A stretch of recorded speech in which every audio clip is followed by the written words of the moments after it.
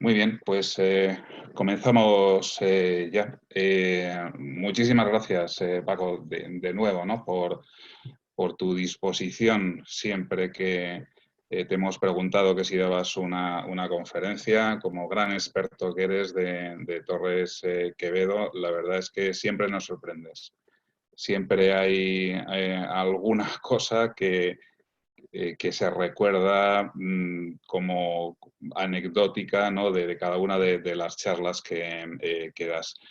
Estaba comentando antes que esta serie de conferencias son fruto de una unión temporal que mientras dure el confinamiento, pues hemos realizado 6 asociaciones, fundaciones aeronáuticas. Como podéis ver ahora mismo a la izquierda del cartel, pues ahí están las 6, Sociedad, empezando por abajo, Aeronáutica Española, Museo Aeronáutico de Málaga, Fundación Infante de Orleans, Fundación Aire, Fundación Aérea Mallorquina y arriba del todo Asociación Amigos del Museo del Aire. Y bueno, es grato para mí ver el soporte, ¿no? y la fuerza que se puede conseguir con una asociación, ¿no? Hablando de esta conferencia y del ponente, pues no le voy a presentar en demasía porque yo creo que muchos de los que estamos ahora aquí hemos asistido a alguna de las más de 300 conferencias que Paco pues, ha impartido, ¿no? Simplemente comentar, bueno, pues también su unión con lo que es el SICEA, que para aquellos que no estén muy duchos con las siglas del Ejército del Aire, que hay muchísimas, pues es el servicio histórico y cultural del Ejército del Aire, del que depende el museo, depende el archivo histórico. Entonces, Paco, esta conferencia, pues seguro que nos va a traer alguna de esas anécdotas, alguna de esas sorpresas que nos tienes preparado. Y nada más, yo apago mi cámara y adelante, todo tuyo. Muy bien, pues muy buenas tardes a todos. En principio, el título ya es sorprendente, sea anécdota o no sea anécdota, yo creo que ya estáis viendo que va a ser sorprendente. De Quindelán a Torres Quevedo, de Quindelán a Franco como colaboradores militares. Y esto llama la atención, claro, porque todos sabéis que Torres Quevedo fue caracterizado en 1930 por Maurice Docan como el más prodigioso inventor de su tiempo, y todos conocéis parte de su obra. Conocemos, por supuesto, que el 8 de agosto de 1916 se inauguró en el Parque de las Cataratas del Niágara el transbordador del Niágara, el transbordador aéreo español del Niágara, Niagara Spanish Aerocar, pero bueno, lo importante no es eso, claro, lo importante, como creo que todos sabéis, es que hoy, y pintado con los colores rojo igual de la bandera de España, sigue funcionando. Un tema muy interesante, pero que hoy no toca tratar, claro, porque tenemos que hablar de esto, de los militares que colaboraron, entre comillas, con Torres Quevedo.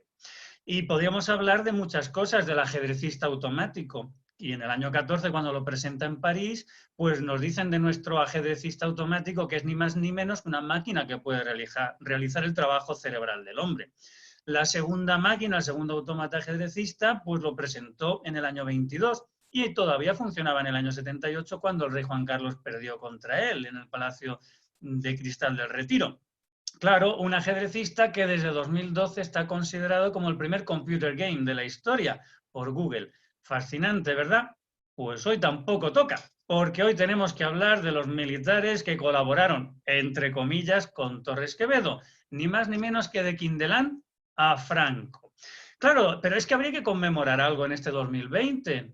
Claro, el centenario del aritmómetro electromecánico, el primer ordenador de la historia. Estáis viendo el teclado a la derecha, estáis viendo la CPU a la izquierda, de vuelta a la derecha estáis viendo la impresora, el órgano de salida. Claro, el primer ordenador de la historia, pero no porque lo diga yo, sino porque lo dice la historiografía ya mundial, de los fracasos de Babbage en el siglo XIX hasta los ordenadores actuales, como podéis ver en los cuadritos en rojo, pasamos ¿por dónde? Por el aritmómetro electromecánico de Torres Quevedo de 1920. Fascinante, ¿verdad? Pues hoy tampoco toca, porque tenemos que hablar de los militares que colaboraron con Torres Quevedo.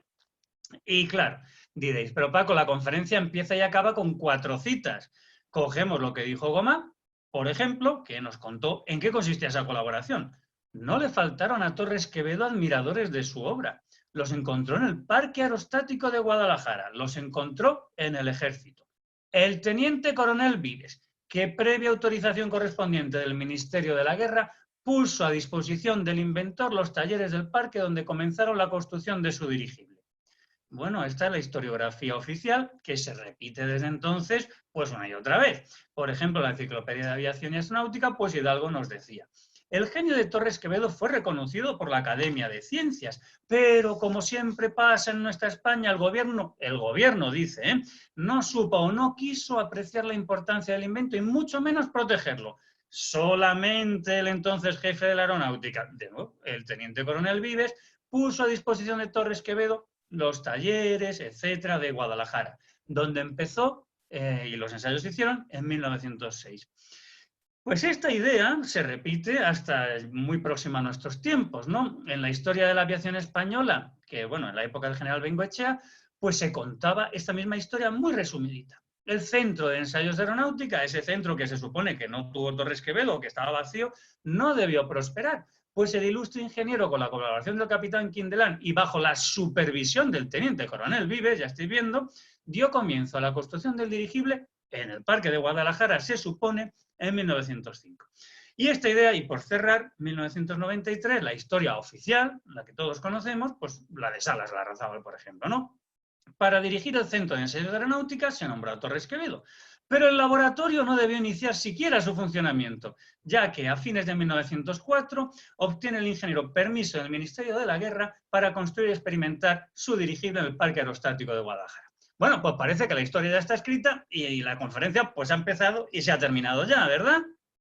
Pues no. Aquí hay mucha tela porque tenemos que hablar de esas colaboraciones.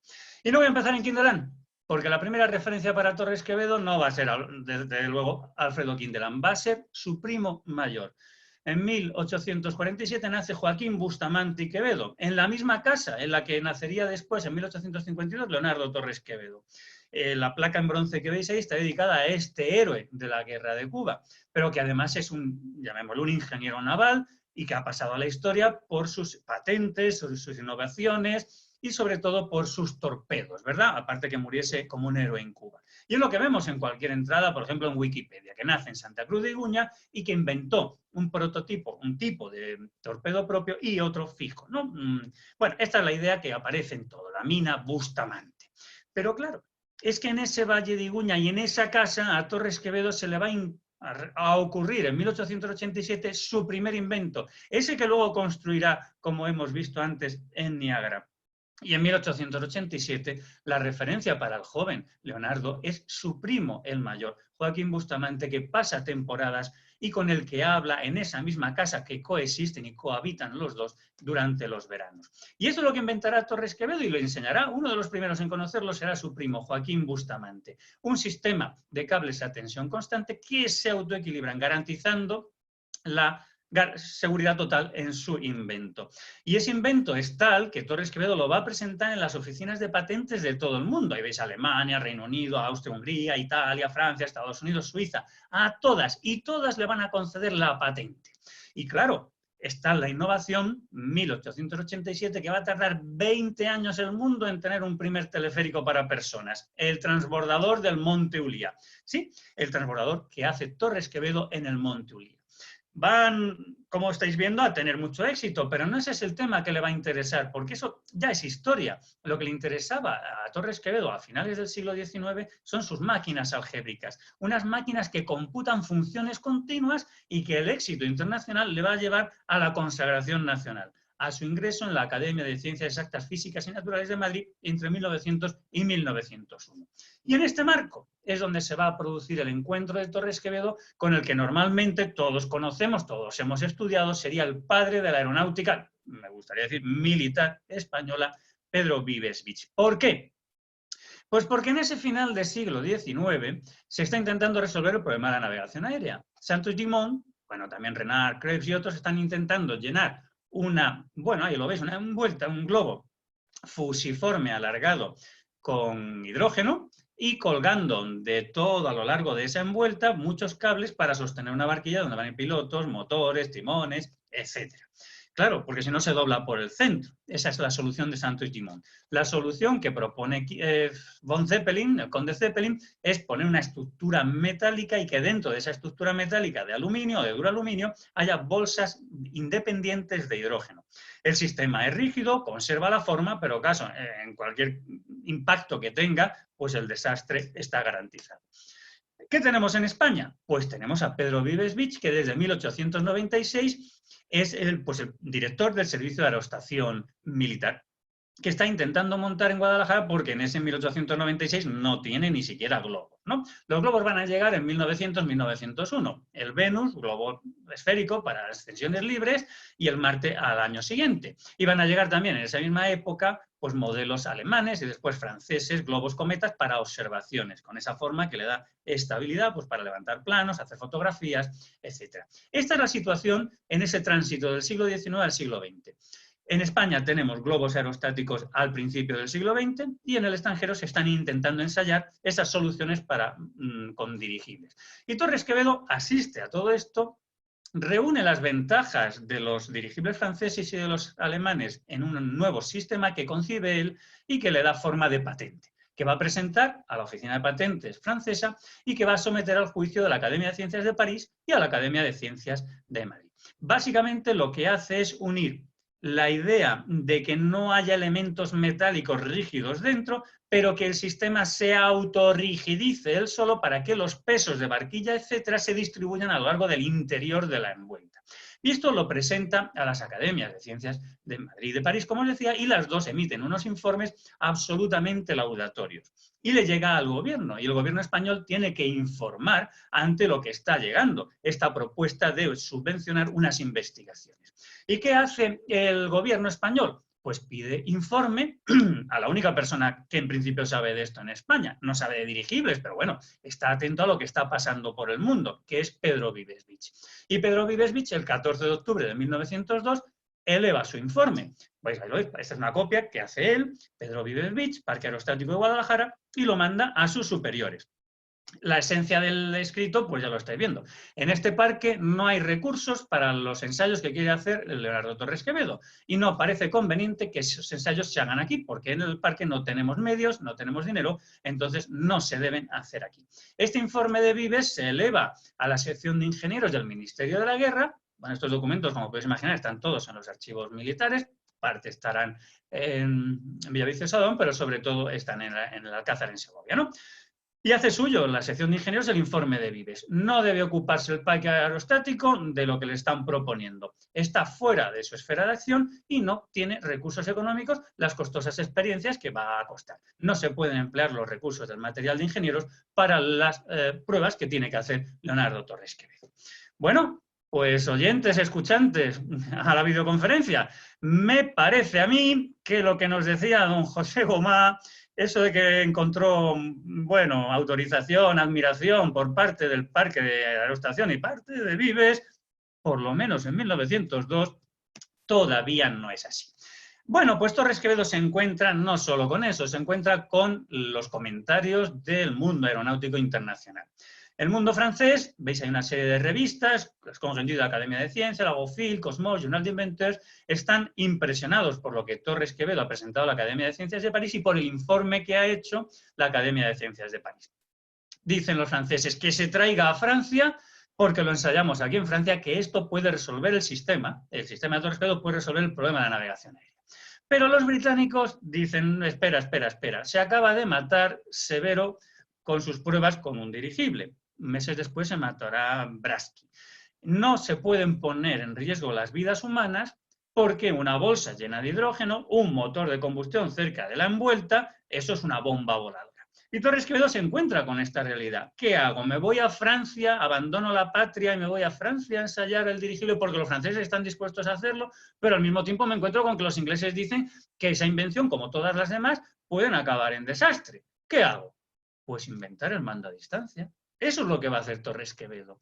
Va a decir que no se deben hacer pruebas con pilotos humanos. Pues no pasa nada. Vamos a teledirigir las evoluciones, las pruebas, los ensayos con el dirigible cuando pueda construir el dirigible. Claro, presenta la patente antes de que acabe 1902 en Francia y al año siguiente la va a presentar en Estados Unidos, en el Reino Unido y también aquí en España. Y tiene la patente francesa y la británica al año siguiente.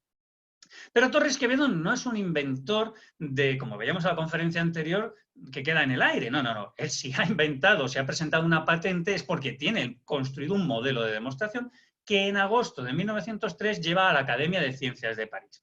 Las noticias pues llenan la prensa nacional, por supuesto, pero eso no es lo importante. Lo importante es que llenan la prensa internacional. El Daily Messenger, el New York Herald, el Messaggero en Italia, el Kölnische Zeitung, en todos los idiomas, todos los países están impresionados con lo que Torres Quevedo ha presentado a la Academia de Ciencias de París. El telequino con el que va a poder teledirigir torpedos, los de su primo, los de la Armada Española o los que haga falta, barcos y sobre todo dirigibles. Ha inventado el concepto dron, que no es del siglo XXI, no es de finales del XX, es de 1902-1903 de nuestro Leonardo Torres Quevedo. Ante esto, y dijese lo que dijese en Salas de Larrazábal, etcétera, el gobierno reacciona. Desde el Ateneo de Madrid se visita, una comisión visita al presidente del Consejo de Ministros y se incluye en la partida de presupuestos para el 1904 una partida de 100.000 pesetas para que Torres Quevedo pueda hacer estos ensayos. Y se crea un centro de ensayos de aeronáutica ya en enero de 1904 con esa dotación aprobada en los presupuestos de finales del año anterior. ¿Y qué se hace? Pues Torres Quevedo ya tiene mucho dinero y alquila el frontón Betty High de Madrid, que estaba vacío, porque los fraudes, los tongos en las apuestas habían hecho que fracasase como casa de apuestas, que era lo que era ese frontón, ¿no? Bueno, hoy en día están intentando ver qué se hace con el frontón Betty High en Madrid, porque se ha restaurado. Pues yo digo lo que hay que hacer, dedicarlo prioritariamente a la memoria de Torres Quevedo, porque aquí se va a hacer todo lo que vamos a ver ahora. No lo que nos decía la historiografía oficial. El Centro de Ensayos de Aeronáutica no debió prosperar para dirigir, pero el laboratorio no debió iniciar su funcionamiento en 1904, porque lo inició y fue allí, en el frontón Betty High. ¿Y con quién? Bueno, pues con su primer colaborador militar, con Antonio Peláez Campomanes García San Miguel. Aquí tenéis su hoja de servicio, ni más ni menos. En ese momento es teniente y como teniente de ingenieros, pues de ingenieros de la parte de telégrafos, se va a poner a las órdenes al servicio en comisión de servicios de Torres Quevedo para construir su telequino. Va a remunerarse bien. Torres Quevedo tiene mucho dinero para estas pruebas. Veis que en febrero va a cobrar ni más ni menos que 2.500 pesetas. Y antes de que acabe el mes, otras 1.000 pesetas. Y antes de que acabe el mes de marzo, otras 1.000 pesetas. Es decir, que hay dinero ¿para qué? Pues para que, con la ayuda de Antonio Peláez, se construyan los primeros telequinos. Los que van a teledirigir un vehículo eléctrico de 3 ruedas, un vehículo terrestre, un coche de 3 ruedas, triciclo, y 2 barcos. Uno en la Casa de Campo de Madrid y otro en el puerto de Bilbao. Y aquí tenéis en el frontón Betty High el telequino, el primer mando a distancia del mundo. A la derecha el emisor, a la izquierda lo que vamos a poner en el coche, en el barco, en el dirigible, lo que sea, el receptor. Hace pruebas en marzo de 1905 ante los ingenieros industriales allí en el frontón Betty High, teledirigiendo ese coche con motor eléctrico, baterías eléctricas, teledirigido a 50-60 metros de distancia. Primer coche teledirigido de la historia. Asiste el alcalde de Bilbao, el señor Bilbao, y le explica al señor Bilbao que esto se puede utilizar, por ejemplo, para el rescate de náufragos, que no hace falta arriesgar las vidas de los salvadores para salvar a náufragos, que teledirigimos un barco y podemos mandarlo a salvar pues, a un pesquero que se hunda, a unos bañistas que se alejen de la costa, etc. Esa es la idea inicial. Antes de tener un dirigible que no tengo, voy a montar el telequino en barcos y voy a teledirigirlos para demostrar mis cualidades y la potencia de mi invento. Y para eso utiliza al teniente Antonio Peláez Campomanes, que de nuevo con otra comisión de servicios, desde el verano de 1905 hasta noviembre de 1905, acompaña a Torres Quevedo a las pruebas de teledirección de este barco, del bote Vizcaya, en el puerto de Bilbao. Claro, y esto pues lo tenemos demostrado con estas imágenes de ese barco. La eslora es de más de 12 metros, y bueno, pues a babor, a estribor, más deprisa, etcétera. Y todo con señales en código Morse enviadas desde la terraza del Club Marítimo de Bilbao, allí en el Abra. Esas pruebas pues llenan también la prensa, claro, como os podéis imaginar. Por supuesto, la prensa técnica española, lo veis a la izquierda, pero también el Times de Londres y toda la prensa internacional, porque ya no es una prueba en un despacho o en una sala de la Academia de Ciencias de París, no, está teledirigiendo un barco a 2 kilómetros de distancia. Y bueno, pues aquí tenemos a un tal Alfredo Quindelán, que escribe a Torres Quevedo el 12 de septiembre de 1905, pidiéndole a Torres Quevedo que sin más y con recuerdos a Peláez sabe que le aprecia Alfredo Quindelán. ¿Y qué pinta aquí don Alfredo Quindelán? Pues que va a ser el colaborador fiel de Torres Quevedo desde 1905 hasta 1908. Por eso he puesto a Quindelán en el comienzo del título de esta conferencia, porque en marzo de 1905 se va a integrar en el frontón Betty High como ayudante, como colaborador auxiliar de Torres Quevedo. Y lo escribe él. Esta es su caligrafía, la de Alfredo Quindelán. En marzo de 1905 me propuso el señor Torres Quevedo, por intermedio del coronel Urzaiz, auxiliar en los trabajos previo conocimiento de sus proyectos. Cambiamos impresiones sobre dirigibles, etc. Y eso es lo que va a hacer Quindelán durante ese marzo hasta el verano de 1905, como veis a la izquierda. Le cuento, señor Torres Quevedo, que usted está con Peláez en Bilbao, el estado de los trabajos de este centro. Las telas para la envolvente del globo están muy adelantadas. Espero ir cosiéndolas con los colaboradores en las semanas que vienen a continuación, etcétera, etcétera, etcétera. La confianza de Torres Quevedo es total y Torres Quevedo le da fondos librados a bancos en París para que Quindelán, en su nombre y en nombre del Centro de Ensayos de Aeronáutica, vaya a París, comisionado desde el Centro de Ensayos de Aeronáutica, a adquirir material. Material, pues pueden ser las hélices a Malet o los motores al Babasset, etc. Y eso es lo que va haciendo Quindelán al servicio de Torres Quevedo, a las órdenes de Torres Quevedo, y que le va contando en numerosas cartas que tenemos más que publicadas. De modo que para febrero de 1906 el dirigible pues ya parece que se está terminando y Torres Quevedo desde el Centro de Ensayos de Aeronáutica escribe al Ejército, pasando por el Ministerio de Fomento, por supuesto, que desde el Ministerio de Fomento hablen con el Ministerio de la Guerra, porque ya tengo casi terminada la construcción de un globo dirigible y va a hacer falta ensayarlo. Y para ensayarlo necesito al servicio de aerostación y a la tropa de aerostación que saben manejar globos, ¿no? Entonces, bueno, pues esto desde el centro se hacen distintas solicitudes, porque la administración es lenta y para el 23 de abril del año 6, pues de nuevo vuelve a solicitar al Ministerio de Fomento que hable con el Ministerio de la Guerra para que le den permiso para trasladar el dirigible a Guadalajara. De modo que para ya este principio, casi ya a las puertas del verano, Torres Quevedo tiene construido con la ayuda de Quindelán el dirigible y además ha concebido muchas mejoras con respecto a la patente de 1902, porque, como veis ahí, ya lo que va a concebir es una viga muy sencilla de sección triangular de triángulos equiláteros, todos de cuerda, todos asidos por los vértices a 3 largueros que van de la proa a la popa del dirigible, que van a dar esa forma trilobulada que veis en la sección, en el corte que tenéis ahí, ¿no? Esa va a ser la idea de Torres Quevedo. Pero es que Torres Quevedo tiene esta patente nueva porque tiene un dirigible nuevo. Y aquí tenemos el inflado de ese globo de momento, porque no tenemos motores ni hélices, en el parque de donde salían los globos del Real Aeroclub. Ahí tenemos el gasómetro de Madrid. Bien, pues ahí va, con gas del alumbrado, se va inflando esa envuelta que se ha sacado del frontón Betty High por un lateral para llevarla a ir inflándola poquito a poco, metiéndole gas del alumbrado. Esas cuerdas se han ido autotensionando, como habéis ido viendo, va adquiriendo esa forma, va adquiriendo, siendo estable de forma, y cuando ya tiene la presión interior más o menos análoga a la exterior, ya tenemos un dirigible que va a poder funcionar como si fuese rígido, pero es autorrígido. No tiene ni un solo elemento metálico, es decir, es elástico, pero los pesos de la barquilla, cuando se los pongamos, se van a distribuir uniformemente a lo largo de esa viga de sección triangular que habéis visto dentro. Bueno, pues el que veis aquí a la derecha, este señor tan alto, pues es Alfredo Quindelán. Y Alfredo Quindelán ha estado allí, de modo que cuando en el año 1907 se publica la relación de ascensiones verificadas en el Real Aeroclub de España a lo largo del año 6, pues tenéis que si el Alfonso XIII con Fernández Duro, que si el globo Alfonso XIII con Quindelán, bueno, todos los globos, y abajo, dirigible. El globo dirigible. Señor Quindelán, 610 metros cúbicos, bueno, 640, pero vamos, ensayo de estabilidad del globo. Esta es la memoria del Aeroclub, donde se hace constar que eso que ha sido realmente eso. Inflamos y ensayamos la estabilidad de forma del globo, que ha sido dirigida ese ensayo por Alfredo Quindelán. Y os empezáis a preguntar, bueno, ¿y Franco qué? ¿Cuándo? ¿Dónde?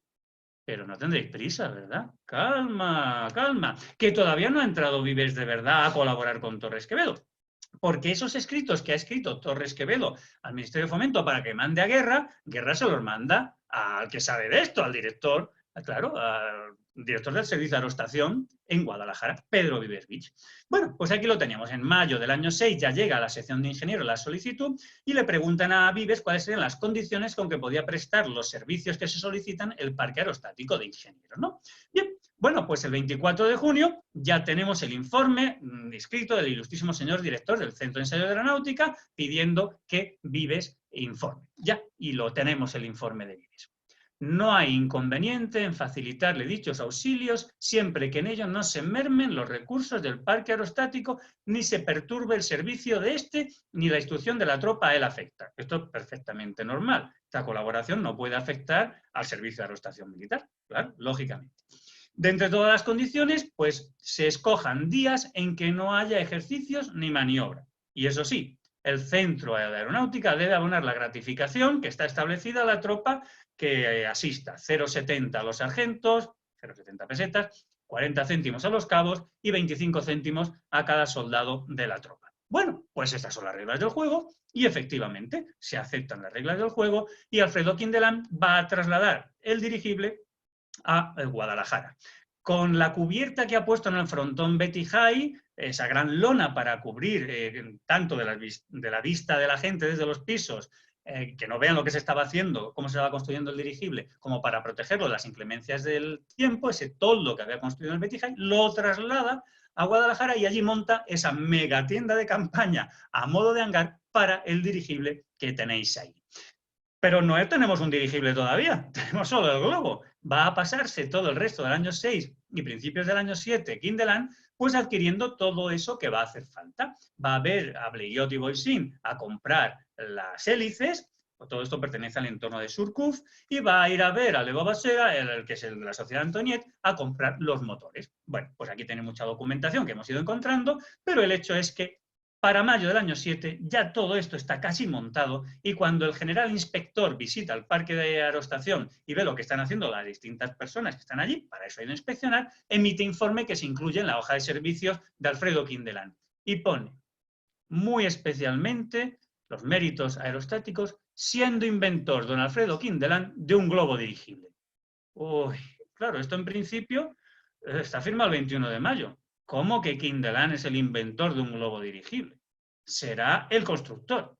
Bueno, Torres Quevedo esto no lo sabe. Esto queda dentro del mundo, pues eso, de los que hacen las hojas de servicio. Vives va a conocer, va a dar el visto bueno probablemente antes de que se publique, pero esto en principio queda en el ámbito nada más que militar.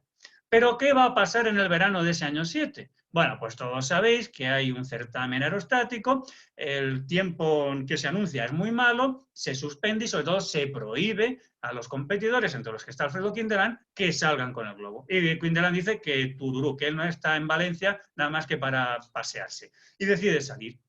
Bueno, sabéis que fue una aventura extraordinaria, arrojo, valentía, templanza, consiguió flotar, consiguió salvarse, pasó un barco, no lo cogió, al final pasa un barco, lo salvan, se salva y el gobierno tiene dos opciones, bueno, el ejército tiene dos opciones, o un consejo de guerra por desobediente o lo hacemos héroe nacional. Bueno, pues deciden lo segundo, claro, es mejor. Pues vamos a hacerle honores y homenajes a Quindelán y bueno, pues ahí veis la apoteosis de la recepción, pero la prensa se viene arriba y publican el dirigible Quindelán, trabajos del capitán Quindelán y Torres Quevedo. ¿Cómo que el dirigible Quindelán? Claro, esto ya no es una hoja de servicio privada en el ámbito militar. Esto ya es que toda España ha visto que un par de periódicos han publicado que Quindelán ha inventado un dirigible y que Torres Quevedo le está ayudando. Y claro, esto ocasiona un problema. Quindelán inmediatamente, en agosto del año 7, le cuenta a Torres Quevedo: le mandé una carta para que rectificara el imparcial y la correspondencia militar la información que han dado sobre el dirigible. Sí, pero todos sabéis que la prensa publica una noticia y no se va a desdecir al día siguiente, va a dar lo mismo. Lo que España se ha enterado en el año 7 es que Quindelán tiene un invento y es un dirigible. El problema ha empezado. Claro, porque en septiembre ya tenemos ese dirigible y ese dirigible va a empezar a ser ensayado. Quindelán tiene muchas ganas de volar, se monta en la barquilla y Torres Quevedo dice, bueno, pues ahora bájate porque no lo vamos a teledirigir con el telequino, no se puede, pesa demasiado todavía y desde luego no vamos a poner en riesgo tu vida. Vamos a llevarlo con cuerdas de maniobra. Y efectivamente se ha sacado de la tienda, hangar, se ha puesto, si hay fotos, etcétera. Ahí veis, la tropa lo está sosteniendo desde los 2 puntos de anclaje a la viga para las cuerdas de maniobra, se va a llevar, el globo va a ir ascendiendo, pero va a perder forma. La envuelta se ha vulcanizado, el caucho de la envuelta, y no es impermeable, no es estanco, se pierde, hay que cambiar la envuelta. Y el colaborador fiel, Alfredo Quindelán, que es el que mejor sabe cómo se construyen estos dirigibles, porque para eso lo ha hecho él con las ideas de Torres Quevedo, le propone a Torres Quevedo pasar de un dirigible de 640 metros cúbicos a uno de 950, del Torres Quevedo número 1 al Torres Quevedo número 2. Torres Quevedo acepta la práctica totalidad de las sugerencias de Quindelán porque estaban bien fundamentadas y efectivamente en junio del año siguiente, del año 8, ya sí tenemos el Torres Quevedo, o Torres Quevedo número 2, como lo llamaría el inventor, en Guadalajara, en unas pruebas en las que intervienen, en principio, solo la tropa con cuerdas de maniobra, pero en una tarde, a un atardecer, que el cielo estaba tranquilo, el aire en calma, pues se montó Vives, se montó Quindelán y hasta se montó Torres Quevedo, bueno, Cobos Pinto, bueno, distintos oficiales del servicio de aerostación que estaban por allí. Y esto lo hacen constar en un acta que tenéis publicados en nuestra web, torresquevedo.org, la que administra Joshua Aranberri, tenéis publicado en nuestros paneles todo esto. Pero en cualquier caso, esto lo firman los dos, Alfredo Quindelán y Torres Quevedo, después del éxito de estas pruebas. En marzo del año 5 tenía el señor Torres Quevedo inventado un nuevo sistema de construcción, faltaban proyectos, no sé qué. En resumen, de Torres Quevedo es la invención, etcétera. Y en resumen, pues Alfredo Quindelán, que entró en marzo del año 5 a prestar servicios, pues quedó encargado de la dirección de los trabajos de construcción y ensayos. Los estudios realizados en esta colaboración alcanzan pum, pum, pum, pum, pum. Bueno, total, que están los dos felices, los dos de acuerdo, firman ese certificado y mandan al Ministerio de Fomento pues certificación, que es quien está pagando todos estos gastos de los éxitos, para que se publique una real orden en la Gaceta de Madrid, pues certificando el éxito de las pruebas. Y esto va a ocasionar el final de la colaboración. Y van a entrar, como no colaboradores, otros militares. Esta es la real orden, dando nombre al dirigible. Y claro, ¿qué nombre decide el Ministerio de Fomento que se le tiene que dar al dirigible pagado por el Ministerio de Fomento, inventado por Torres Quevedo, financiado por el Ministerio de Fomento en el Centro de Ensayos de Aeronáutica? Pues Torres Quevedo. El rey, que Dios guarde, se ha servido disponer que se designe y denomine el globo de que se trata con el nombre de su inventor, Torres Quevedo, y que se signifique a V, al ministro de la Guerra, el señalado servicio que con su cooperación ha prestado para el éxito de los trabajos y ensayos correspondientes al capitán de ingenieros Alfredo Quindelán. Quindelán recibe esta orden y le pregunta a Vives, mi teniente coronel, yo lo que he hecho es solo colaborar, cooperar en el éxito de los trabajos y ensayos, y Vives le dice que no. Escribí a Rodríguez y a Vives, dice Quindelán, que están en Jaca, preguntándole si estaba yo equivocado, si la real orden de la Gaceta era distinta en el fondo y la forma de la que conocíamos, de la nota que ellos, de ese acta que os he leído antes, ¿no? Y me han contestado que en efecto difiere esencialmente en fondo y en forma. Y como consecuencia tengo el convencimiento de que esto no es justo, así que vengo a rogarle que acepte la dimisión que desde ahora le anuncio y que presentaré de oficio en breve. Comprendo el alcance de esta resolución. El alcance es que el Globo y Torres Quevedo son expulsados de Guadalajara, claro, y tiene que venirse a Madrid. Creo innecesaria la conferencia que usted me propone, le escribe el 25 de agosto. Mi gratitud por sus... Bueno, lo podéis ahí leer, ¿no? Despedirme del centro, debo manifestarle mi gratitud por las innumerables pruebas de confianza y aprecio que constantemente he recibido de usted, pero lamento decirle que me tengo que ir, que dimito.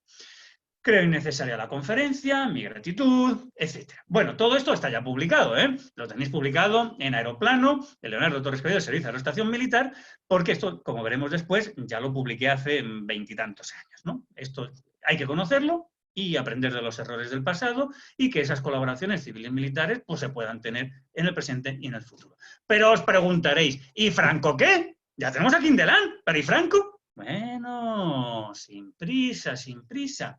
Porque claro, Si Torres Quevedo tiene que abandonar y su dirigible Guadalajara, pues España se ha quedado sin dirigible en Guadalajara. De modo que Vives y Quindelán, que han visto lo que significa un dirigible, si lo comparamos con los globos cautivos o libres, los esféricos o los cometa, que tienen normalmente servicio, pues ven que están desfasados. Entonces, Quindelán y Vives y Quindelán son comisionados por Europa a visitar pues, congresos de aeronáutica, reuniones, sociedades, y pasan por Francia. Y en Francia pues, visitan los astilleros de Le Baudy, donde pues, está el Patrie, bueno, distintos dirigibles, que son semirrígidos. Bueno, no les convencen demasiado. Visitan a la casa Astra y pues ven a Surcouf, que es el director de los establecimientos, y sobre todo pues con quien lleva las finanzas, que es Deutsche de la Meurthe. Y bueno, se van a montar y van a hacer pruebas en un dirigible de los que ha construido la casa Astra para Clement Bayard, pilotado por Aireault, que lo veis ahí a la derecha. Este dirigible. Van a darse un paseo. Nos lo cuentan por toda la prensa, pues la prensa aeronáutica internacional, sea la francesa o la británica, en este caso es Flight, pues nos cuentan cómo el dirigible Bayard Clement pues se han montado ahí dos oficiales españoles, el coronel Beach y el capitán Quindelán. También van a Alemania, quieren ver los dirigibles Zeppelin, no se lo dejan ver, visitan los astilleros Gros y Parseval. Bueno, unos son flexibles, otros casi serían semirrígidos, pero entienden que no, que lo que tienen que comprar es un dirigible Astra, como es en el que se han probado, tipo Clement Bayard, y esa es la idea que traen a España. Y se aprueba el presupuesto, 400.000 pesetas, el presupuesto del Centro de Ensayos de Aeronáutica eran 100.000 en el año 4 y todavía no se lo han gastado, para el año 8 no se lo han gastado, pero una nueva dotación de 400.000 pesetas hace que compren ese dirigible. ¿Para qué? Pues la idea la recoge la prensa mundial, para ser enviado a Melilla porque ya ha empezado el conflicto en Melilla. Y en octubre de ese año 9, pues ya se hace la botadura de ese dirigible. Entonces, pues hace falta recepcionarlo, los ensayos de recepción. Y esas pruebas van a tener lugar a las afueras de París, en Meaux, uno de los astilleros que tiene allí la casa Astra, y en ese octubre del año 9 pues se hacen las primeras pruebas. Aquí estáis viendo en la barquilla Aireault con Vives y con Quindelán que van a hacer pruebas, pero ¡ay! No nos hemos alejado mucho del hangar. Cuando ya se detectan problemas, no es un accidente exactamente, pero tienen que descender, se rompe la hélice. Bueno, podemos desinflar, porque es desinflable, claro, es flexible, no es como los zeppelines, y hay que volverlo al taller a arreglarlo y no se puede hacer la prueba. De modo que se lleva en desinflado a Po, donde tienen también los hermanos Wright asociados con Surcouf, pues sus talleres, astilleros y pues ese centro aeronáutico donde hacen pruebas, ¿no? Donde nuestro propio rey Alfonso XIII pues va a intentar montarse, pero afortunadamente no le van a dejar que se monte en uno de los aeroplanos de los hermanos Wright, de su escuela de vuelo. Total, que en febrero del año 10 ya lo tenemos, el dirigible España, en Po. Y la idea es llevarlo volando, sobrevolando los Pirineos, por Burgos, y llegar a Guadalajara volando. Pero claro, es que en cuanto lo sacan otra vez del hangar, a las afueras de Po, pues de nuevo, otro problema, otro accidente. Total, que lo desinflan y lo llevan a Madrid desinflado. Se lleva pues a primeros de mayo, el 2, 3, 4, 5, en esos primeros días se hacen pruebas y un día maravilloso, con calma, lo inflan, lo sacan de Guadalajara y llega hasta Madrid. Puede saludar al rey Alfonso XIII y vuelve, lo mejor es que vuelve a Guadalajara sin accidentarse. ¿Ha cumplido todos los requisitos para ser recepcionado de acuerdo con el contrato que se ha firmado? No, desde luego que no, pero no quieren perder más tiempo y en mayo del año 10 pues se firma la recepción del dirigible. En los archivos constan pues todas estas incidencias que no se cumplieron las normas, pero que bueno, para adelante con ello. Y ya tenemos un dirigible. En 1910, la Aeroestación Militar Española tiene un dirigible en Guadalajara. Luego se construirá en Cuatro Vientos otro hangar. Pero no ha pasado mucho tiempo. Para octubre ya lo tienen que desinflar porque está dando problemas después de una acampada al aire libre pues en esos días, el 19 de octubre. Vale, lo vuelven a inflar, la casa Astra les da un barniz impermeabilizante, lo arreglan y ya en el año 11, cuando se monta el aeródromo de Cuatro Vientos, se va a poner un nuevo hangar para poder volar. Porque claro, lo podemos sacar de Guadalajara y mandarlo a Cuatro Vientos, pero como en Cuatro Vientos no haya un hangar y tenga algún problema, nos hemos quedado sin dirigible. Y efectivamente es que el dirigible es un fracaso, porque en enero del año 12, las fechas son importantes, la casa Astra le escribe a Torres Quevedo informándole de la solicitud que les ha enviado el coronel Vives. Y la solicitud del coronel Vives es que necesita un dirigible para llevar a Melilla. porque el Astra que les ha vendido pues no funciona. Necesitan uno nuevo. Y claro, Vives no sabe que Torres Quevedo sabe todo lo que está escribiendo Vives a Surcouf, a la casa Astra. Vives no lo sabe, pero Torres Quevedo es informado puntualmente de lo que hace Vives con la casa Astra. De modo que le mandan copia de la carta que ha recibido Astra de Pedro Vives y de la respuesta que le ha dado la casa Astra al coronel Vives. Y la respuesta que le da la casa Astra al coronel Vives es que, efectivamente, pues vamos a atender esa petición de enero del año 12 que le hace Vives. Y Vives le dice que lo que quiere es cambiar la envuelta del España porque no es estanca. Y la casa Astra le dice, bueno, nosotros podemos hacer eso, podemos intentar cambiarla, pero en realidad es que es un desastre. Si es que no te sirve, es mucho mejor, Pedro Vives, que compres un dirigible Astra Torres. Mira, tenemos un dirigible hasta Torres de unos 1.600 metros cúbicos que lo podemos ampliar a 1.700 metros cúbicos, que te va a costar tanto, tanto, tanto. Estáis sorprendidos, ¿verdad? Pero ¿y Franco qué? ¿Cuándo? ¿Dónde está? Que no tengáis prisa, que estamos nada más que en 1912. Porque ¿qué es eso de un Astra Torres? ¿Qué es un dirigible Astra Torres? Si Torres Quevedo se había quedado sin dirigible, sin poder ensayar su dirigible.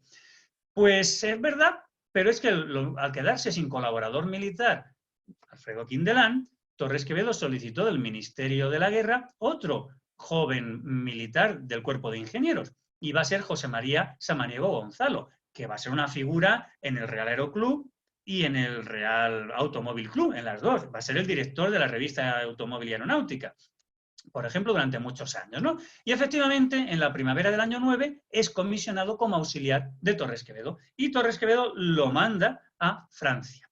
¿Y por qué lo va a mandar a Francia? Pues porque ese dirigible que se ha ensayado en Guadalajara con éxito, desinflado, va a ir a Francia a las órdenes de Torres Quevedo con la colaboración de Samaniego. De tal manera que van a alquilar a la Casa Astra un hangar en Sartrouville, también cerca de París, donde van a montar el Centro de Ensayos de Aeronáutica. Ese mismo centro que estuvo en Guadalajara, que antes había estado en el frontón Betty High, va a tener su sede principal en ese hangar en Sartrouville, en las afueras de París. Bien, y aquí tenemos pues, la correspondencia que le manda a Samaniego a Torres Quevedo, porque están montando, inflando el dirigible para hacer pruebas de este dirigible Torres Quevedo, que se ensayó en Guadalajara, hacer pruebas en París en octubre del año 9. Exactamente a la vez que está empezando a hacer las pruebas en España y que se accidenta según lo sacan del hangar, como hemos visto hace un momento. En este caso no va a haber tal problema. Se va a inflar, Cormier y Samaniego van a evolucionar, las pruebas exitosas del dirigible de Torres Quevedo a las afueras de París van a ser recogidas por la prensa francesa y la británica y va a firmarse un contrato.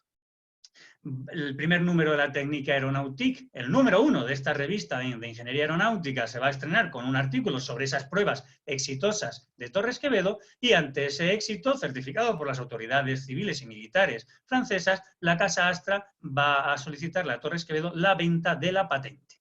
Torres Quevedo firma el contrato que veis ahí a la derecha, Surcouf también lo firma, claro, y se va a empezar a construir con cargo a la Casa Astra, no a los presupuestos del Estado español, el primer dirigible. Y en la primavera del año, marzo del año 1911, ya tenemos el dirigible construido. En ese hangar de la Casa Astra, ya no en Sartrouville, sino en Issy-les-Moulineaux, al sur oeste de París, el 5 de marzo de 1911 hizo sus pruebas ese dirigible muy, muy exitoso. El 25 de mayo de 1911 gana el premio de Perdusín, un certamen aeronáutico que consistía en recorrer 100 kilómetros en un circuito cerrado, pues descendiendo, cogiendo una prueba, subiendo, etc. Bueno, el único dirigible que lo va a completar es el de Torres Quevedo. Cuando hay que desfilar, las tropas desfilan el día de la Fiesta Nacional Francesa, el 14 de julio, esto en España no pasaría tristemente para nosotros, pero en Francia sí, pues el dirigible de Torres Quevedo sería el primero y el mejor, porque los otros, como estáis viendo, no están siguiendo el recorrido, se van a tener que desinflarlo, porque si no se van a accidentar, y el único que tiene éxito sobrevolando las tropas francesas el 14 de julio va a ser el Astra Torres número 1. Tal es el éxito que se va a integrar en las maniobras del este del ejército francés en noviembre de ese año 1911. Es decir, cuando está fracasando el España en el otro punto, en nuestra España, pues está triunfando el Astra Torres número 1 español. Y en este marco se va a producir otro nuevo encuentro y otro nuevo desencuentro con Pedro Vives Vich en torno a otra invención de Torres Quevedo. Habíamos visto fechas, ¿verdad? 16 de enero de 1912, se ha acabado en 1911, y el 16 de enero de 1912, éxito total del dirigible Astra Torres número 1 y fracaso del España, que hay que cambiar. O cambiar la envuelta del España o, Pedro Vives, que compres un dirigible Astra Torres que acabamos de demostrar que es lo mejor que tiene la aeronáutica mundial y que puedes comprar a un precio razonable. Eso sí, pagándole a Torres Quevedo 3 francos por cada metro cúbico, que es lo que hemos firmado en el contrato. Pero Torres Quevedo, cuando estudia un problema, lo estudia en su totalidad. Y si estudia el problema de la navegación aérea, lo estudia en su totalidad. ¿Por qué han tenido que desinflar el España? ¿Por qué todos los dirigibles Zeppelin que tienen un problema en el motor acaban en un desastre?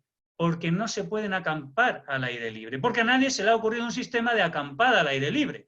Torres Quevedo dice, pero qué brutos son. Vamos a inventar un sistema sencillo y desmontable que acompañe al dirigible con la tropa de tierra en un camión, carros o lo que sea, de tal manera que si hay un problema o cambia el tiempo porque se estalla una tormenta o se estropea el motor, desciendes el dirigible, lo amarras al aire libre y ya está, y esperamos arreglarlo. Esa es la invención de Torres Quevedo del 2 de febrero de 1911, el poste de amarre al aire libre.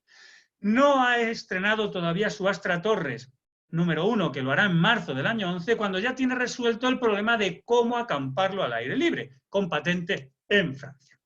Bien, ¿y qué hace Torres Quevedo cuando ya tiene el poste de amarre y ha demostrado, lo tiene en febrero, y tiene en marzo el dirigible volando?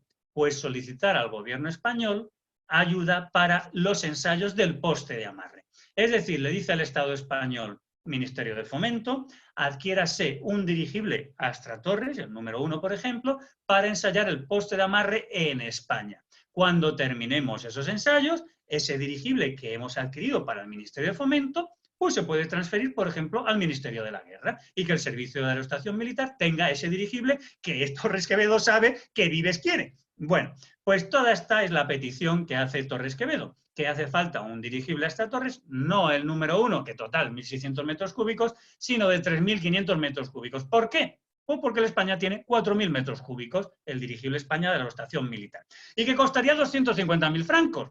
El España ha costado 400.000. Y todo esto lo sabe Torres Quevedo. Y todo esto es lo que le pide al gobierno, ¿no? Bueno, pues todo es lo que eso es. Este globo auxiliaría los ensayos y después pues, se podría transferir al negociado de guerra el que hiciera falta. Muy bien. Pues el 6 de noviembre de 1911 se constituye una comisión evaluadora de la solicitud de Torres Quevedo. Oyentes, ¿a quién van a poner en la comisión? Pues efectivamente. Esa comisión va a tener a Pedro Vives Vich por el Ministerio de Guerra, a José Echegaray por el Ministerio de Fomento y a un capitán de fragata para la parte naval, digamos, ¿no? Porque al fin y al cabo la aeronáutica pues, no se acababa de saber en el mundo, más bien dependía de las marinas más que del ejército de tierra, ¿no? Y la idea es esta, la comisión tiene que dar dictamen acerca de la conveniencia o no de comprar un globo Torres Quevedo y no fiscalizar los gastos del Centro de Ensayos de Aeronáutica. Bueno, eso pasaba en el año 11, finales del año 11. Al año siguiente, transcurrido un año de la petición de la patente, solicita la misma patente del poste de amarre en Francia y en el Reino Unido. Y las dos oficinas de patentes, en febrero del año 12, le conceden la patente a Torres Quevedo. Bueno, pasan los meses, recibe Vives la solicitud, la analiza y emite el informe, firmado el 20 de junio de 1912. Bueno, el informe son muchas páginas, como os podéis imaginar, pues no demasiado buenas para lo que la historia española necesitaría, va a ser un desencuentro, destaco 4 frases. No puede afirmarse, dice Pedro Vives, que el dirigible Astra Torres sea un tipo de globo genuinamente español. Bueno, ¿y qué más da? Por lo que se refiere a la parte industrial y comercial, esto es francés. Pero ¿de qué más da? ¿De dónde sea? Si ya sabemos que tú quieres un dirigible comprado en Francia, si el España lo compraste en Francia, no era ni siquiera el proyecto español. Y ahora puedes comprar un Astra Torres o te vas a beneficiar de un Astra Torres cuando acaben estos ensayos. Bueno, pues no. Pero lo más grave no es eso. Dice Vives, no me explico cómo el señor Torres Quevedo afirma que la Casa Astra haya renunciado a los dirigibles de barquilla alargada, es decir, el España desastroso, cuando sigue haciendo un gran reclamo a favor de los mismos. Pero Pedro Vives, que te han vendido un dirigible de saldo porque ya sabían que iban a construir los dirigibles del sistema Torres Quevedo y has comprado un dirigible muy malo en vez de comprar uno del sistema Torres Quevedo. Si el 16 de enero del año 12 y este informe de Vives es de junio del año 12, ya te ha dicho la Casa Astra que no te cambian la envuelta del España, que te compres un dirigible Astra Torres de todos estos posibles de 1.700 metros cúbicos, de 2.500 metros cúbicos, de lo que haga falta, y los precios que son mucho más baratos que los de barquilla larga. Sigue Pedro Vives. El procedimiento que indica el señor Torres Quevedo de mantener el globo cautivo parece muy poco práctico. El montaje del poste sería siempre laborioso y su solidez muy relativa, pues para obtener la conveniente exige... Pero Pedro Vives, ¿qué estás diciendo? Si en Francia ya lo habían ensayado con el Astra Torres número 1 y en Inglaterra 6 meses, 4 meses antes de lo que estás escribiendo ya se estaba ensayando el poste de amarre con el Beta, con el dirigible Beta. Si en Francia y en Reino Unido se han seguido ensayando, este es el Astra Torres 14 en 1913 en el Reino Unido, si hoy todos los postes de amarre al aire libre son evolución, diseño, copia de la patente de Torres Quevedo, pues ese es el desencuentro de Pedro Vives. Pero preguntáis, ¿y Franco qué? Que ya hemos visto mucho Kindeland, mucho Vives, ¿y Franco qué? Sin prisa, que todavía queda tela. Porque no se explicaba Pedro Vives en su informe del 20 de junio que este sistema pudiera funcionar. ¿Y qué pasa unos meses después? Pues que ese dirigible, como Vives no compra el sistema Torres Quevedo, pues arreglan, cambian la envuelta del España, les cueste lo que les cueste, y el rey decide montarse en el dirigible España. Bueno, todos sabéis que el rey se montaba en donde le dejaran, ¿verdad que sí? Bueno, pues también se monta en el dirigible. Y claro, España entera se pone a temblar, porque este dirigible no es fiable.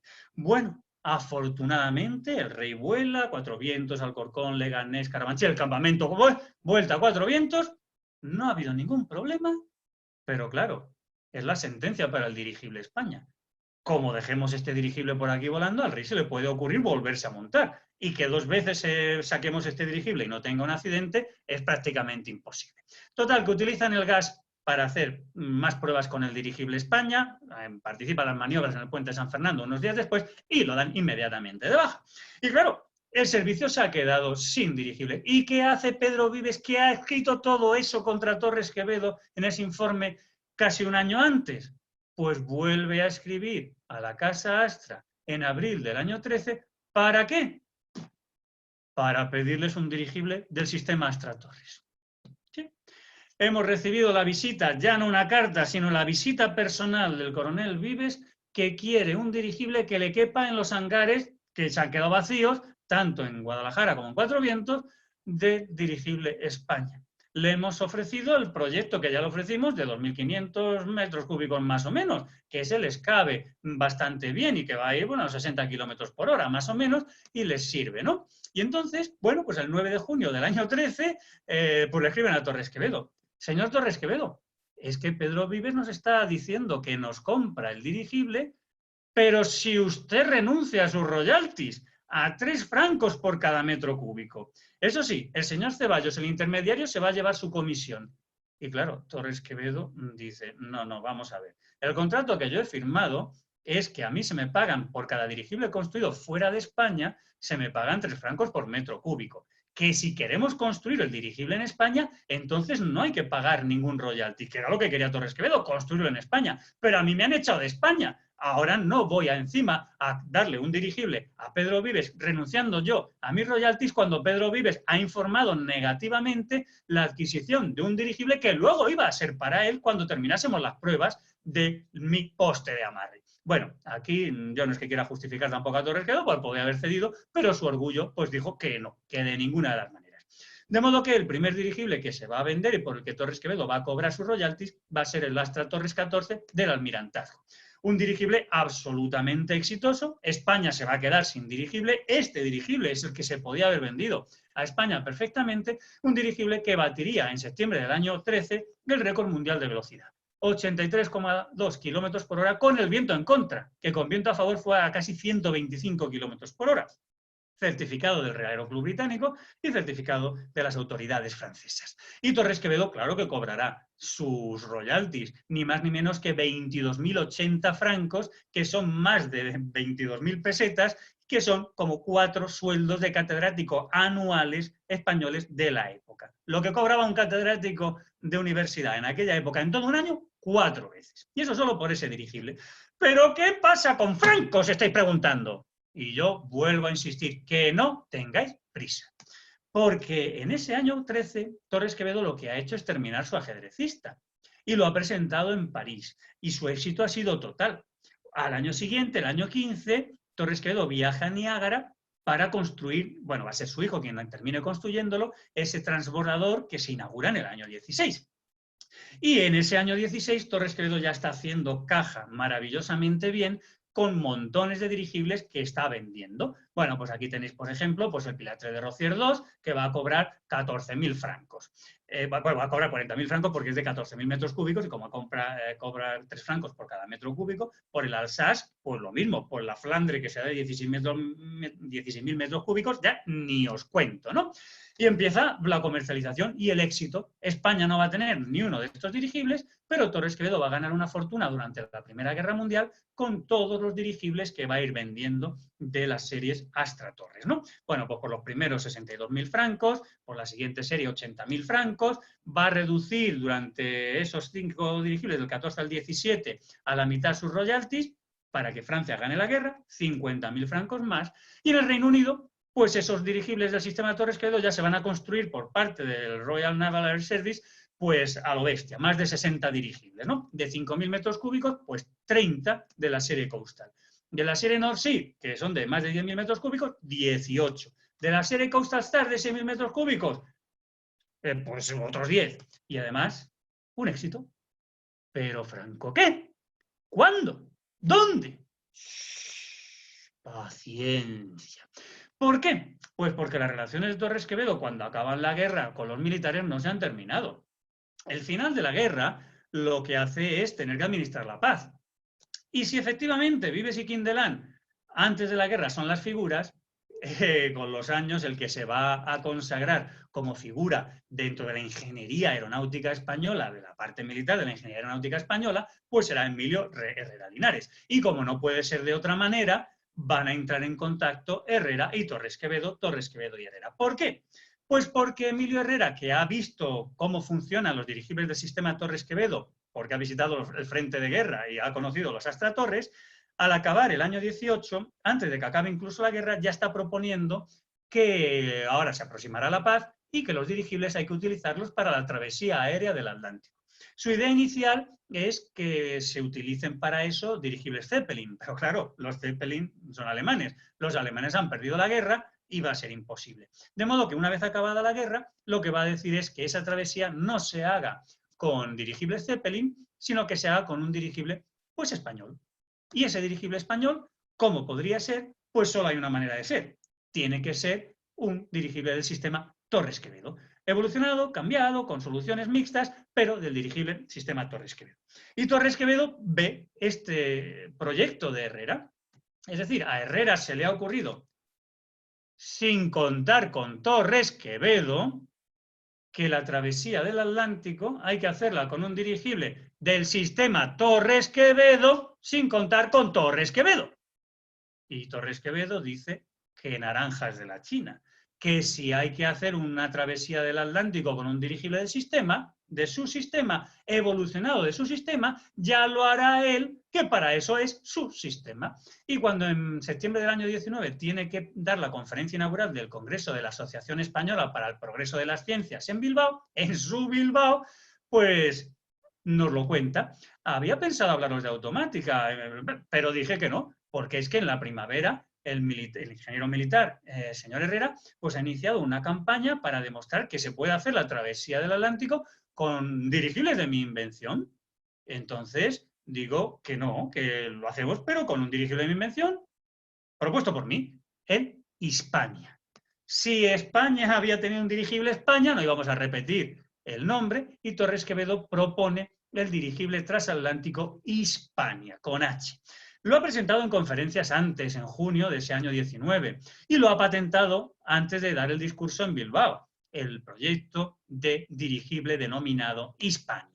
Es un dirigible que tiene que estar pensado para el transporte de personas, de pasajeros, luego tiene que tener pues, camarotes y demás. Es decir, que la adaptación de su sistema no es sencilla. ¿Pero qué pasa con Franco?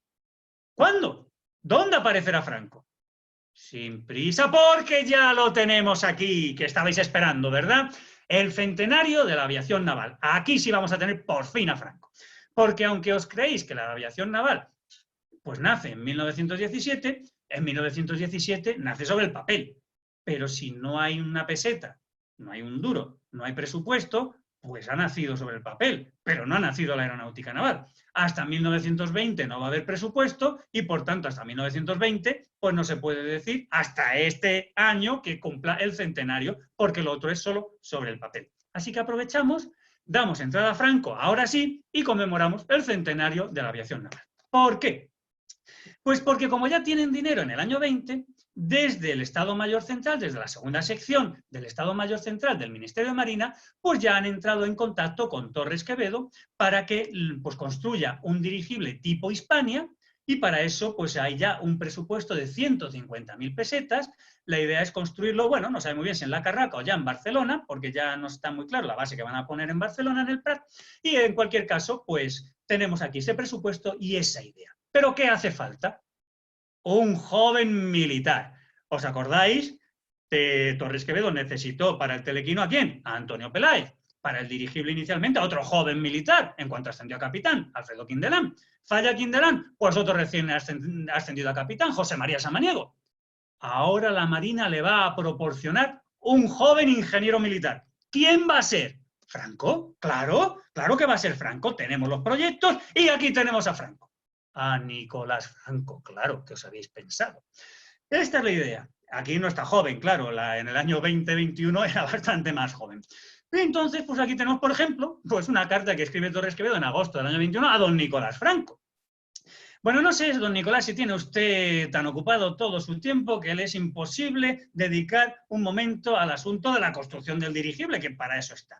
No sé si usted se ha encargado de este asunto a disgusto o si juzga inútiles los ensayos. Si no le molesta, ¿por qué no se ocupa de una vez en este mes de agosto, allí en La Carraca, de construir la hélice, el freno, de montar el motor y hacer los ensayos, si ya tenemos el dirigible prácticamente terminado? Don Nicolás Franco. Vamos a ver, yo no sé si usted va a trabajar o no, no es mucho el trabajo que yo le pido, pero vamos, si no quiere, no pasa nada. Nos despedimos como buenos amigos, buscamos a otro colaborador y ya está, no pasa nada. ¿Qué era lo que estaba pasando? Pues lo que estaba pasando es que ya había presupuesto en la aeronáutica naval. Y la aeronáutica naval, cuando tiene presupuesto, tiene que comprar. ¿Qué vamos a hacer?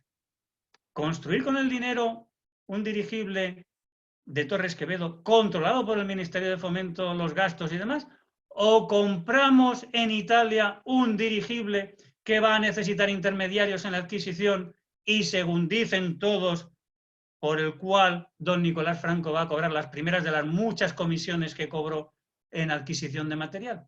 Pues sí, la opción fue la segunda. De modo que van a adquirir dirigibles italianos, van a cobrar comisión en esa adquisición y España se va a quedar sin dirigible Hispania en la aeronáutica naval, como se habían quedado sin dirigible en la aeronáutica militar. ¿Qué le vamos a hacer? Eso pasó. Nicolás Franco con Cardona se montaron esos dirigibles, se compraron, llegaron después y os estáis diciendo, pero Paco, nos has estafado. Franco, ¿cuándo? ¿Dónde? Sin prisa, porque ahora sí lo vamos a tener. Ay, que os creéis que os estaba vacilando. No, la travesía del Atlántico, 1924. Como habéis visto, Herrera quería hacer esa travesía en dirigible. No ha tenido éxito en el 19, se ha desencontrado con Torres Quevedo, pero van a poner incluso pues, toda una línea, la Transaérea Colón y demás. Y bueno, ahora lo van a hacer no con el sistema Torres Quevedo, van a intentar hacerlo con dirigibles Zeppelines. Y el proyecto pues ya no es desde La Coruña, es desde Sevilla, pasando por Canarias, a Buenos Aires, y no a Nueva York, etc., ¿no? Pero claro, tenemos un gesto, y es un gesto y un hito, una gesta. Claro, sabéis que Franco va a volar en un hidroavión desde España hasta Argentina en el Plus Ultra. Y todos sabéis que esa gesta va a corresponder en una parte muy importante a Franco. A Ramón Franco, claro. ¿Y por qué traemos a Ramón Franco aquí? Pues porque Ramón Franco va a enemistarse decididamente, no sé si acabaron retándose a duelo, con Emilio Herrera, que quiere hacer esa misma travesía, pero con dirigibles. Y le van a pedir a Torres Quevedo que informe favorablemente, porque son tales los ataques que está recibiendo Emilio Herrera de Ramón Franco, que necesita pues de un experto, y en ese momento la máxima autoridad en España en estos temas desde el ámbito civil es Leonardo Torres Quevedo. Y Torres Quevedo pues va a dar la opinión de un sabio acerca del proyecto que tiene, que está siendo atacado por Ramón Franco. Bueno, me honro desde hace muchos años de los buenos amigos del señor Torres Quevedo, esto es entre comillas, del señor Herrera, etcétera. La confianza que me merece el teniente coronel Herrera es total, la competencia y ecuanimidad que siempre ha mostrado el señor Herrera es completo, etcétera. Ay, oyentes, estaréis desesperados. Diréis, ¿y Franco qué? ¿Cuándo? ¿Dónde? Bueno, pues ahora sí, Francisco Franco Bahamonde. Pero vamos a tener que irnos a un sitio especial. Nos vamos a tener que ir al cine. Vámonos al cine. Nos vamos a ir a ver la película La Malcasada. La película tiene una trama muy interesante. Una aristócrata toledana pues va a ser cortejada, creo que es la palabra entonces, por un torero mexicano. El torero mexicano, pues en realidad, pues no es que esté enamorado de ella, por eso se va a llamar La Malcasada la película, claro, porque pues se va a malcasar la pobre aristócrata. Y entonces este torero mexicano pues va a hacer mucha vida social por España. Y entre otros, pues va a visitar, pues como habéis visto, estáis viendo, pues a escritores, o va a visitar pues a científicos, o va a visitar a ingenieros, porque lo va a pasar bien. Él va a entrar en el mundo, en la Beautiful de España, y necesita pues ese networking. Y entre otros, pues conoce a Torres Quevedo. Claro, es una figura de referencia. Claro, pero no solo eso, también va a conocer políticos. Va a entrar en esta película, pues va a entrar en contacto con políticos. Por ejemplo, aquí tenéis que mirar al fondo donde va a estar el ministro Natalio Rivas. Al fondo de la imagen que vais a ver está su nieta y el torero y la aristócrata están a la izquierda, pero al fondo, ¿eh? ¿Veis ahí a la izquierda? Al fondo. Tenéis que estar viendo al fondo. Estáis mirando al fondo, ¿verdad que sí? Estáis mirando a los que están a la izquierda, pero al fondo, no los que están en primera línea. El torero y la aristócrata, ¿verdad que sí? A que habéis sido obedientes y solo estáis mirando a los que están al fondo. Pues supongo que no lo habréis hecho. Porque os habéis encontrado en primera fila, sí, al general de 33 años, a Francisco Franco. Os lo habéis encontrado. Actor de cine en la misma película que Leonardo Torres Quevedo. Un papel cortito, pero un papel sorprendente, ¿verdad que sí? Bueno, pues tenemos que ir terminando, porque yo sé que queréis que esté 2 horas más, pero tenemos que ir terminando. Así que recapitulamos. Hemos visto que hay muchos militares, bueno, unos más, otros menos, que han colaborado con Torres Quevedo. Joaquín Bustamante, su primo, pues es su referencia desde la infancia. Pedro Vives Beach colabora en el ámbito de los dirigibles. Antonio Peláez Campomanes en el Telequino. Quindelán, Samaniego, otra vez Pedro Vives y Emilio Herrera, bueno, colaboran o no en el ámbito de los dirigibles. En el título habíamos dicho Franco. ¿Alguien sospechaba que le iba a vacilar? Pues no, no solo hemos hablado de un Franco, sino hemos hablado de los 3 Francos. De los 3. De Nicolás, de Ramón y de Francisco. De los 3 Francos hemos hablado. Es verdad que hemos tenido que corregir la historia aeronáutica oficial. No se parece prácticamente en nada la historia que hemos ido estudiando todos hasta el año 93 de la colaboración de Torres Quevedo o no colaboración, los encuentros y desencuentros con la aeronáutica militar, no se corresponde con la realidad. La realidad la podéis encontrar, pues sí, en la revista Aeroplano en 2010, porque ya está escrito, o en la revista General de Marina en 2017, donde publiqué también otro artículo sobre estas relaciones. Pero es que en realidad esto empezamos en el 95, en las actas de los congresos Torres Quevedo, que están todos digitalizados en nuestra web, www.torresquevedo.org. Joshua Aramberri lo ha puesto a disposición de todo, pues podéis ver los primeros contactos documentados de Torres Quevedo, las primeras relaciones con la aeroestación naval.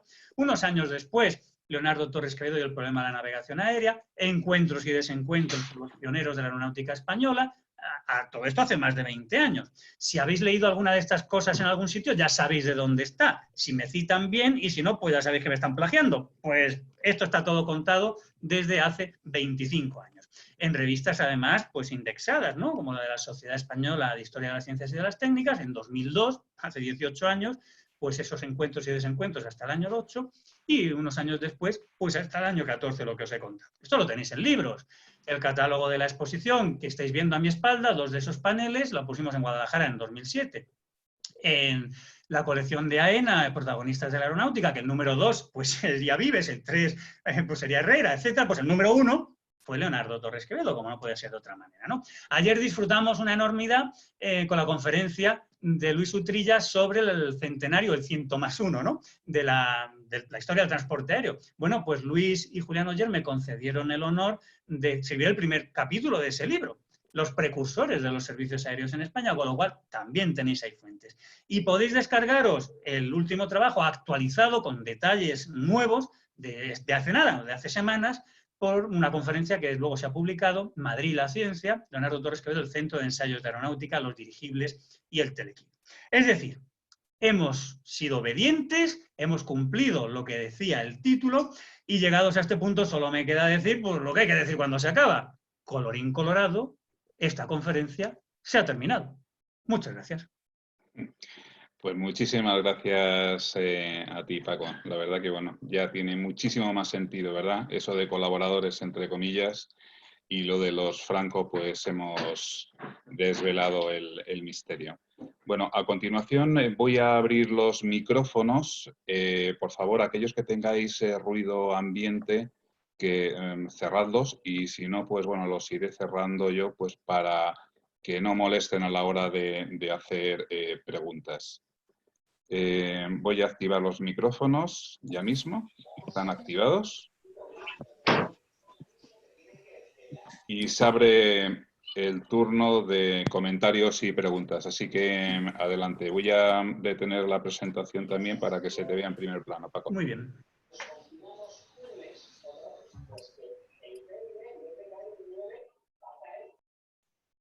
Están abiertos los micrófonos. ¿Alguien quiere realizar algún comentario o pregunta?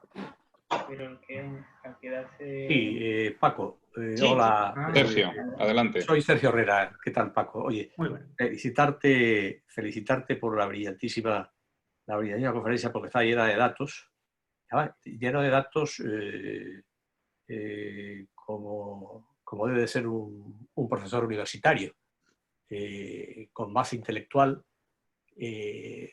con un rigor enorme, hablando de Torres Quevedo, lo que hemos leído algo y tenemos algunos años, o de Emilio Herrera, has hecho un trabajo magnífico. Pero yo te quería hacer una pregunta, Paco.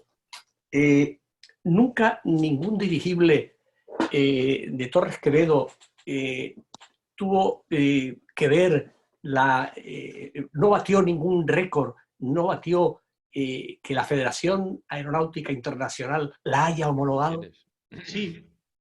Sí, varias veces. Mira, el primero es el que os he puesto, el Astra Torres 14, el récord mundial de velocidad, 83,2 kilómetros por hora. Eso se homologó. Y luego batió también récord el North Sea 7, de estos británicos de más de 10.000 metros cúbicos. En el año 19 estuvo volando 4 días, 4 horas y varios minutos ininterrumpidamente sin tocar tierra en el Mar del Norte, entre Escocia y Noruega, con 2 tripulaciones alternándose.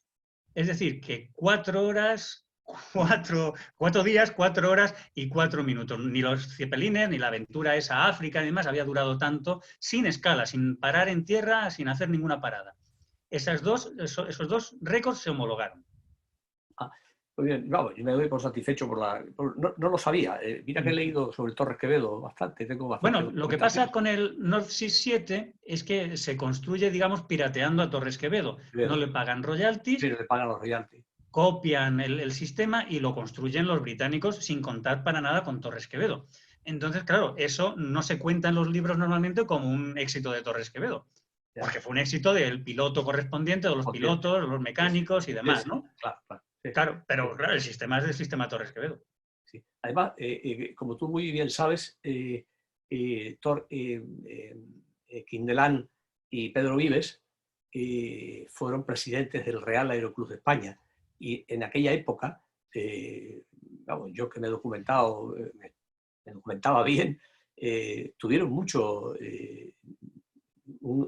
fueron muy militantes en esa época, ¿no? Y de hecho, el Real Aeroclub de España, el principal anagrama que tenía era de un globo aerostático.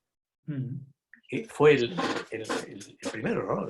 Sí, sí, en realidad eso también lo he contado en esos artículos que habéis visto, cómo se crea el Real Aeroclub en el año 5, Torres Quevedo es socio fundador del Aeroclub. Sí, sí.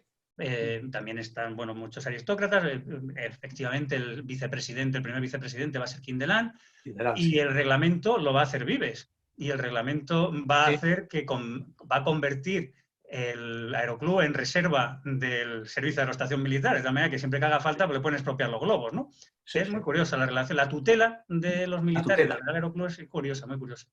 Pues nada más, Paco, felicitarte de nuevo. Muchas una gracias. Magnífica. Muchas gracias, Sergio. Gracias, y Juanma ha levantado la mano, llevas el micrófono abierto. Juanma, adelante. Hola, buenas tardes. Muchas felicidades por tu conferencia porque es espectacular. Quería preguntarte dos cosas, te las digo seguidas y me contestas. Es saber la curiosidad si habitualmente Torres Quevedo vivía en España, y luego la segunda, la anécdota de por qué los alemanes no le dejaron ver los dirigibles antes de la Primera Guerra Mundial. Solo era eso. Sí, Torres Quevedo nace porque su madre estaba allí ese día, porque los de Bilbao se creen que nacen donde les da la gana, pero los de Bilbao, como todos los demás, nacemos donde está nuestra madre ese día.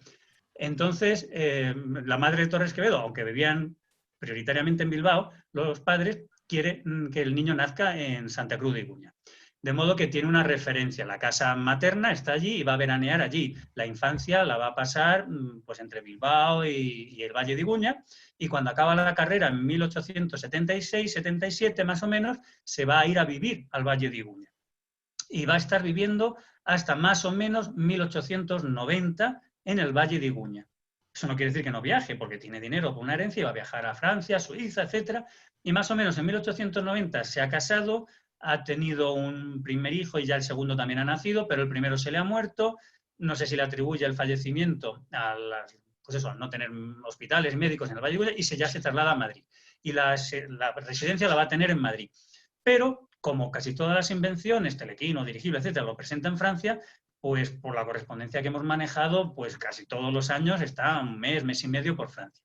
Y luego veranea entre el Valle de Iguña, y las Navidades también las pasa en el Valle de Iguña muchas veces, y pues el País Vasco francés o el País Vasco español.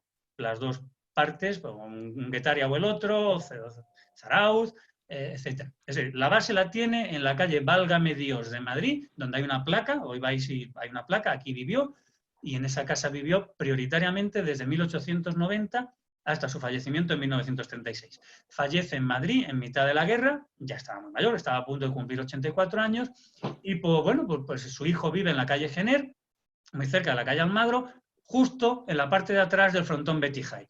Es decir, que Torres Quevedo, metafóricamente, pudo decir que murió viendo su frontón Betty High, pero vivió allí. Cuando yo he hablado del dirigible que no le dejaron ver a Vives y a Quindelán, fueron los dirigibles Zeppelin. Pudo ver, y yo creo que sí le enseñaron, los Gross y los Parseval, pero no los Zeppelin. También es probable que no hubiesen escrito con suficiente tiempo, y estas visitas a instalaciones militares pues no son tan sencillas. Y luego también puede haber sucedido perfectamente que la comisión de servicios fuese por un tiempo limitado y que le diesen cita dentro de un mes y no pudieran estar un mes entre Francia y Alemania, ¿no? No. Y una curiosidad, ¿esa insignia que llevas en la solapa de la Complutense? Sí, escudo de la Complutense. Vale, es que yo también trabajo ahí. Ah, muy bien, pues nada, a ver si nos vemos cuando nos dejen. Sí, venga, muchas gracias. Muchas gracias a ti. Gracias, Juanma. Los micrófonos continúan abiertos. Siguiente intervención, por favor.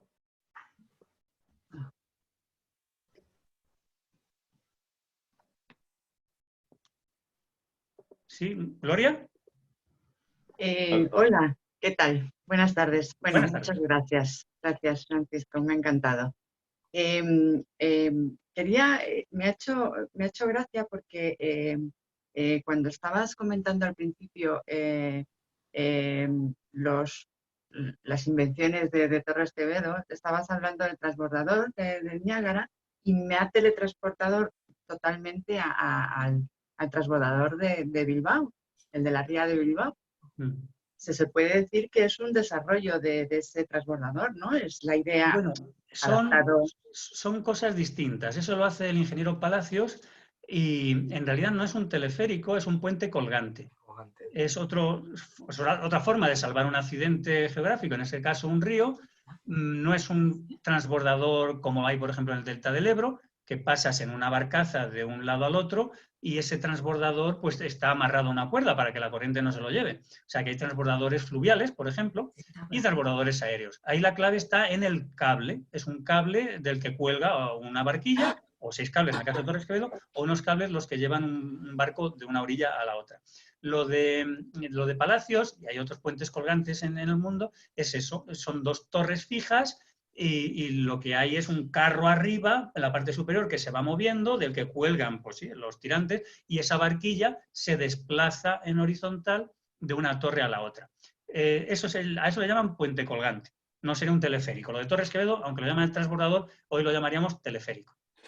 Ajá. Bueno, claro, me parecía en un principio más o menos esa idea evolucionada ahora a lo que es casi pues es un puente colgante y me ha encantado. Digo, otra vez le han quitado la idea porque no dijeron nada de Torres Quevedo, no hablaban del ingeniero que lo bueno, era eso, ¿no? Que me pareció muy parecido al de la ría y digo, pues parece casi un desarrollo, ¿no? Lo llamativo de Torres Quevedo, eso lo escribió también Joshua Aramberri en Fabricar, lo publicamos los dos en el año 11-12, es que viviendo en Bilbao, él había visto puentes, sin embargo, el proyecto del transbordador, del primero, no sé si es sentido del humor de los empresarios vizcaínos que lo financiaron, no construyen un teleférico para pasar de una orilla a la otra en la ría de Bilbao, sino lo llevan a San Sebastián.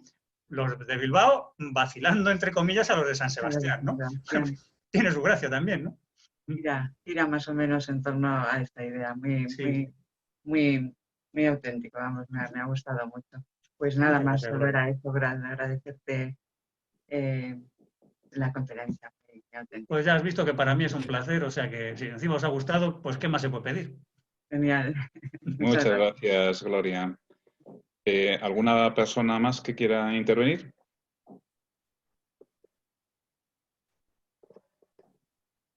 Bueno, unos segundos más. Pues yo insistiría un poco con Paco. Paco, si me recibes. Sí, sí. Claro, tengo de la infancia. Mi padre fue ingeniero de caminos en el ejército. En aquella época, nació en el 1901. Y Herrera. Entonces, guardo, qué pena que no haya guardado documentación que yo tenía de todo esto. Tengo alguna, pero con los traslados y con cosas y tal, es una pena, ¿no? Que no haya yo guardado esto para donaros a vosotros. Una cantidad de documentación enorme, ¿no? Porque claro, me estás haciendo recordar el puente, el puente colgante, cosas verdaderamente de que hacían los de caminos, ¿no? Y entonces, con los Zeppelin, qué pena que no haya, ahora me revuelve la conciencia de no tenerlo, haberlo perdido, los traslados. Pues no veas tú la pena que me da a mí, porque tanto Emilio Atienza, el especialista en Emilio Herrera, como yo, tenemos una asignatura pendiente que es encontrar documentación que... Tengo alguna que te la puedo suministrar. Ah, sí, por favor, claro. Tengo alguna. Sí. Porque yo ya di una conferencia en Granada en 2017 sobre las relaciones entre los dos. Sí. No pude ir, iba a ir, y no pude. Está en vídeo, la puedes ver en vídeo. ¿Ah, sí? Sí, está en vídeo. En nuestra web, www.torresquevedo.org, las hemos subido todas hay 27 conferencias en vídeo sobre Torres Quevedo. Dentro de 2 días habrá 28 porque subiremos esta. Sí, perfecto. ¿Vale? Perfecto. Y entonces, ahí está. Descifrando incógnitas aeronáuticas, las relaciones entre Torres Quevedo y Herrera. Sí. Pero nos faltan, tenemos descifradas algunas, pero nos faltan muchas. Sí, es que te acordarás, en aquel tiempo, claro, viene después la Segunda República, aquello se dividió, en fin, hubo aquellos vaivenes dramáticos, ¿no? de la política, ¿no? Entonces se perdieron muchas cosas, ¿no? Y yo tengo algunas, conservo algunas a buen recaudo, ¿no? Fenomenal. Y te lo voy a hacer llegar. Yo me pongo en contacto contigo a través de Fernando. Sí, genial. Y nada, felicidades por todo, ¿verdad? Porque me han gustado todas. Y esta me ha gustado por lo sentimental que es, ¿no? Entonces, pues, eso me llega más. Primero como aviador, ¿no? Y después, hombre, por muchísimas cosas, ¿no? Pero te lo tengo que agradecer muchísimo a ti, a Fernando y a... Pues gracias a todos los que habéis asistido, claro. Muchas gracias. Muchas gracias. Gracias, Sergio. Bueno, pues vemos a ver si hay tiempo, hay una última intervención y si no, pues finalizamos aquí. Bueno, Fernando, esperando a José Luis Ferragut, a mi gran y buen amigo José Luis Ferragut, mañana que nos cuente... Para mañana, correcto. Mañana a las 6:30 vamos a hablar del 2024. Así que, pues bueno, cerramos esta conferencia aquí. Os emplazamos a la conferencia de mañana. Muchísimas gracias, Paco. Muchísimas gracias a todos. Y aquellos que queráis volver a verla o no hayáis llegado al principio, pues sabéis que está disponible en el canal de YouTube de Amigos del Museo del Aire, en nombre de esta alianza temporal. Pues un abrazo a todos, muchísimas gracias, hasta la próxima. Un abrazo.